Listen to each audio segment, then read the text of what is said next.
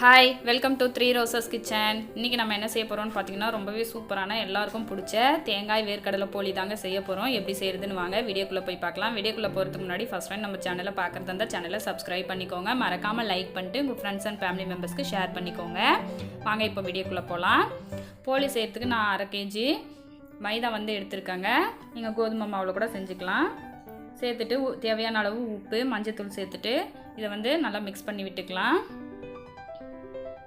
Mix பண்ணதுக்கப்புறமா தண்ணி சேர்த்து நம்ம மாவை வந்து பிசைஞ்சிக்கலாங்க.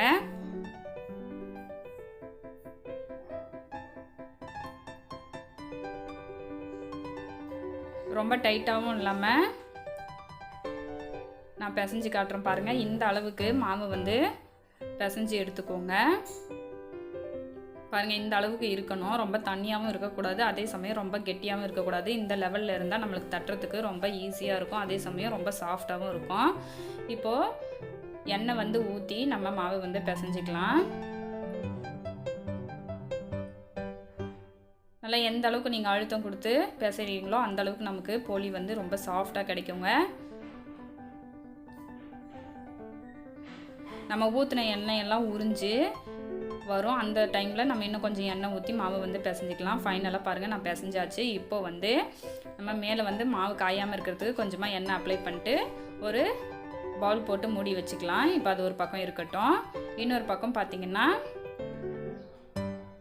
ஒரு 1/2 கிலோ அளவுக்கு நான் வேர்க்கடலை வந்து எடுத்துருக்கேன். அதை வந்து வறுத்து எடுத்துக்கலாம். வறுத்துட்டு அதை மாற்றிட்டு அதே கடாயில் 2 முழு தேங்காய் வந்து துருவி வச்சுருக்கேன். இப்போ அதை வந்து சேர்த்துக்கலாம். சேர்த்து தேங்காய் வந்து ஈரப்பதம் இல்லாமல் வறுத்து எடுத்துக்கலாங்க. நீங்கள் நெய் சேர்த்து வறுக்கிறதா இருந்தாலும் வறுத்துக்கோங்க.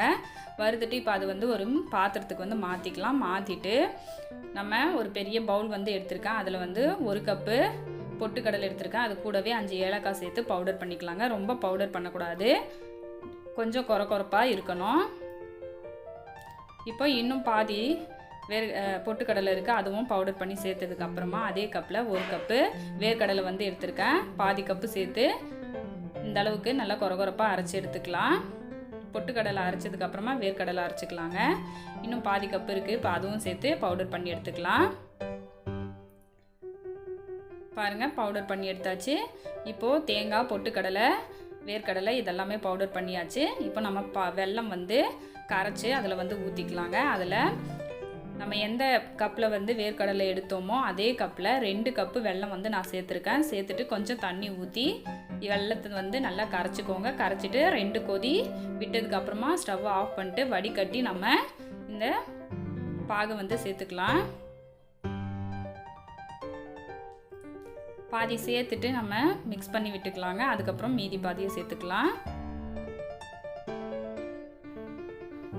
ரொம்ப டேஸ்ட்டாக இருக்கும். குழந்தைங்கள்லாம் ரொம்பவே விரும்பி சாப்பிடுவாங்க. அதே சமயம் ஒரு வாரம் கூட நம்ம வச்சு சாப்பிடலாம், கெட்டு போகாது.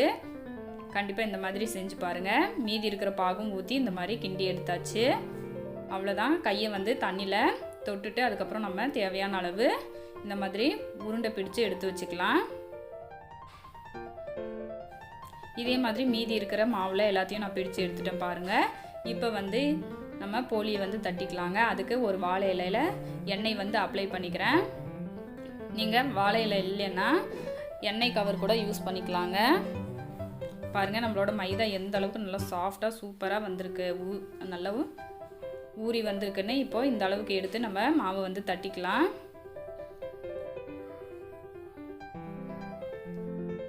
தட்டி விட்டுட்டு இப்போ நம்ம உருண்டை பிடிச்சி வச்சுருக்கிற இந்த தேங்காய் வேர்க்கடலை பூரணத்தை வந்து உள்ளே வச்சுட்டு நம்ம இதை வந்து க்ளோஸ் பண்ணிடலாங்க.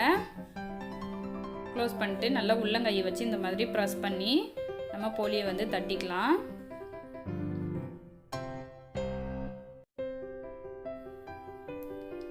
இந்த அளவுக்கு உருண்டை பிடிச்சி எடுத்திங்கன்னா கொஞ்சம் டைட்டாக இருக்கிற மாதிரி இருக்கும் பூரணம். நீங்கள் இன்னும் கொஞ்சம் நல்லா இழகி வர்ற அளவுக்கு கூட நீங்கள் வந்து உருண்டை பிடிச்சி எடுத்துக்கலாங்க. அப்போ நம்ம போலி தட்டும்போது ஈஸியாக இருக்கும் நமக்கு. இப்போது தோசை தவாவில் எண்ணெய் அப்ளை பண்ணிட்டு நம்ம போலியை வந்து சேர்த்துக்கலாம். பாருங்கள், ஒரு பக்கம் லேசாக வெந்ததுக்கப்புறமா இன்னொரு பக்கம் திருப்பி போட்டுக்கலாம். திரும்பவும் அது மறுபடிக்கும் ஒரு பக்கம் வந்து 2 டைம்ஸ் வந்து திருப்பி போட்டு வேக வச்சுக்கோங்க. அப்போ தான் வந்து கருகாமல் நம்மளோட போலியெல்லாம் நல்லா வெந்து சூப்பராக வரும்.